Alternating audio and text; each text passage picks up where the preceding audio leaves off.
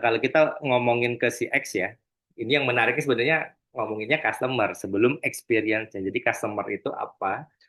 Customer itu berasal dari bahasa Inggris kuno, Bapak Ibu ya, yang artinya kebiasaan atau custom. Jadi secara harfiah sebenarnya customer itu adalah orang yang punya kebiasaan menggunakan produk atau jasa.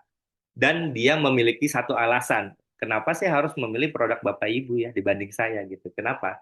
Saya harus ada alasan. Jadi kalau kita lihat sebenarnya customer itu siapa? Satu, dia pengguna produk atau jasa. Kemudian dia adalah kontributor utama pertumbuhan bisnis. Bapak Ibu kalau nggak ada customer, ada fixed cost, OPEX yang kita keluarin kan kita rugi dong, ya kan ya. Minus nanti neracanya kita. Ya kita paham bahwa bisnis ini uang masuk itu datangnya dari customer. Nah, yang kita pahamin juga hari ini, customer itu punya harapan dan ekspektasi yang berbeda-beda, walaupun solusinya nanti sama ya. Beda orang beda cara pikir, beda orang beda kebutuhan, beda orang beda ekspektasi cara dilayani, beda orang beda ekspektasi harga yang dia miliki, kemampuan dari sisi finansialnya. Jadi beda-beda gitu ekspektasinya. Kemudian yang kita pahamin yang namanya customer ini dia punya persepsi ya, bisa positif, bisa negatif. Yang dampaknya kalau positif dia akan jadi good influencer, kalau negatif dampaknya jadi bad influencer. Dan saya juga percaya bahwa pelanggan itu hari ini bukan raja ya Bapak Ibu. Karena kita tidak bisa lagi bilang mereka raja. Kalau kita bilang mereka raja, apa yang mereka mau akan kita penuhi. Walaupun kita rugi. Ya. Nah beda dengan keluarga. Saya nganggap pelanggan itu adalah keluarga. Kita masih bisa ngobrol. Kalau ada hal yang tidak sesuai ekspektasi, kita bisa sesuaikan. Bahkan kita bisa mundur kalau memang itu tidak sesuai dengan nilainya kita ya Bapak Ibu ya. Ini yang terjadi pelanggan bukan raja itu di pengalaman saya adalah banyak brand akhirnya over promise under deliver ya. Ya banyak nawarin, iya Pak, kita bisa waktu lebih cepat ya. Iya Pak, kita nanti akan tambahin ekstra bonus A B C D. Jadi kebanyakan promise over promise ya. Itu yang tidak bagus Bapak Ibu ya. Jadi kita perlu menyesuaikan walaupun kadang-kadang di lapangan ya rugi dong kehilangan satu calon pelanggan ya, gitu. Tapi kita perlu menyikapinya ada sisi positif atau negatif side-nya. Jadi kalau menurut saya sih sebagai pengalaman saya selama ini saya nganggap pelanggan bukan raja yang harus semuanya kita iya kan, tapi keluarga yang harus kita bantu kebutuhannya Bapak Ibu ya. Itu kenapa customer itu penting ya untuk kita pahami. Nah, ini ada beberapa insight juga dari orang-orang yang pakar dunia. Sam Walton. Sam Walton itu pendirinya Walmart ya. Sayangnya nggak ada di Indonesia ya, Walmart ya. Sam Walton bilang, ada satu aturan sederhana untuk sukses. Ya. Selalu berikan kepada pelanggan apa yang mereka inginkan. Ya. Bukan berarti kita over promise juga ya Bapak Ibu ya. Sesuai dengan apa yang bisa kita provide. Walt Disney, Bapak Ibu juga pasti kenal, pendiri Disney. Lakukan apa yang kamu lakukan begitu baik, sehingga mereka ingin melihatnya lagi dan membawa temannya. Ya kan? Karena tadi pelanggan itu kalau udah connect ke kita, dia akan jadi brand ambassador-nya kita ya kan ya. Itu yang dilakukan oleh Walt Disney. Dia selalu bikin experience di Disneyland dari seluruh IP yang dia bikin gitu kan ya, biar orang akhirnya mau mengajak atau menyampaikan pengalamannya ke orang lain dan orang lain tertarik. Peter Drucker ini pakar manajemen ya. Tujuan dari bisnis adalah untuk menciptakan dan menjaga pelanggan. Bisnis tidak bisa tanpa pelanggan, Bapak Ibu. Jadi kalau kita ngomongin pelanggan, itulah kenapa penting sekali punya customer centric mindset ya kan. Pelanggan kita put gitu ya, kita taruh di posisi paling atas tertinggi di atas CEO ya kan dari bisnisnya kita. Karena tidak semua orang bisa melakukannya seperti itu. Gitu. Itu kenapa dalam membangun customer centric mindset gitu, yang paling diperlukan adalah empathy ya. Empathy ini perlu penting banget top down.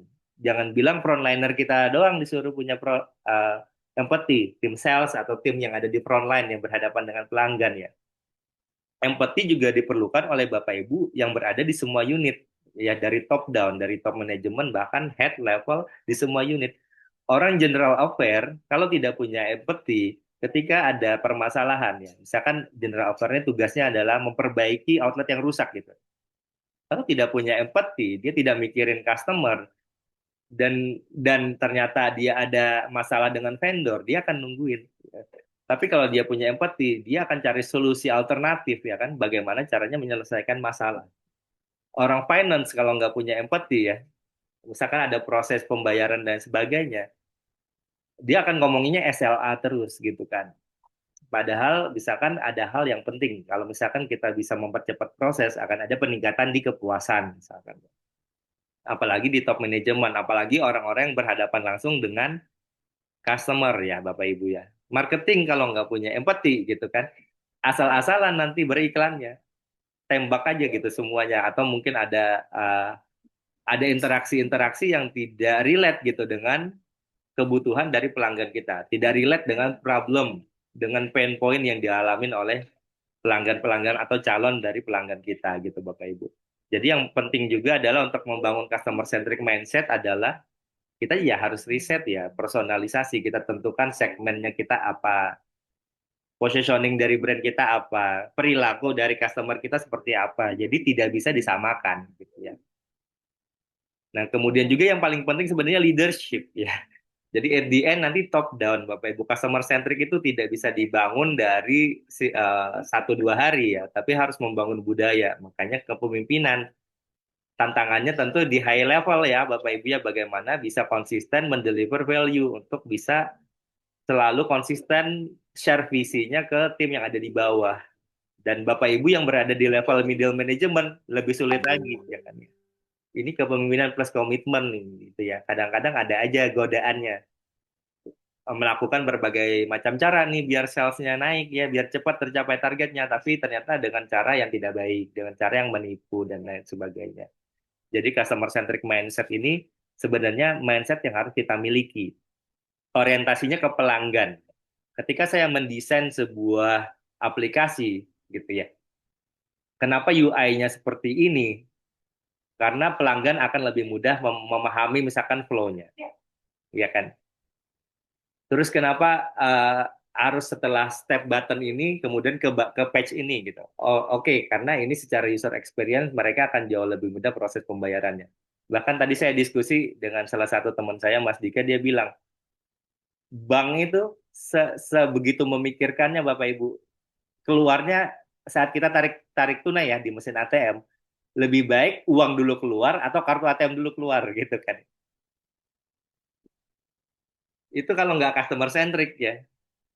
Mungkin hari ini nggak ada cardless penarikan tunai di BCA, saya suka banget gitu. Nggak perlu pakai kartu kan, cuma dari HP nanti keluar uangnya. Jadi saya nggak akan mikirin lagi takut ATM saya ketelan gitu. Itu kalau nggak customer centric ya, nggak akan mikirin itu. Ya kan, nggak, ya udah salahnya customer kalau ATM-nya tertelan. Apalagi anak kos, ya kan mahasiswa nggak punya duitnya cuma ada di ATM gitu kan ya bodo amat ya kan ya. Nah tapi dengan customer centric tadi prosesnya jauh lebih mudah.